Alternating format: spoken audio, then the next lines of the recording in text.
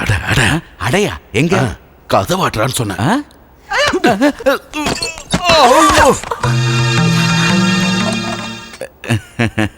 Sorry. உட்காருங்க உட்காருங்க. அதெல்லாம் சும்மா உட்காருங்க. தேங்க்ஸ்.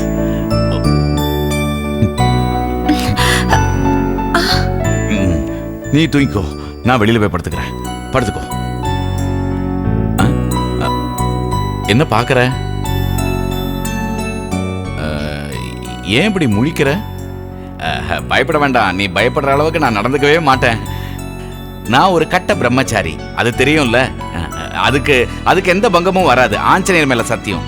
அதோட நீ ஒரு பணைய பொருள்னு எங்க அப்பாவுக்கோ அம்மாவுக்கோ தெரியாதுல்ல. பொழுது படியட்டும். ஏதாவது ஒரு பொய்ய சொல்லி உங்க வீட்டுல கொண்டு போய் உன்னை விட்டுறேன்.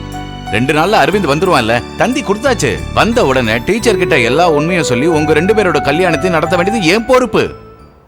யார் கல்யாணத்தை பத்தி பேசிட்டு இருக்கீங்க? அது சரி, உனக்கும் அரவிந்துக்கும் கல்யாணம். டீச்சரோட உடம்பு இப்ப கொஞ்சம் பரவாயில்ல. அப்ப நாம உண்மையை சொல்லிட வேண்டியது தானே? எனக்கு ஒண்ணுமே புரியல.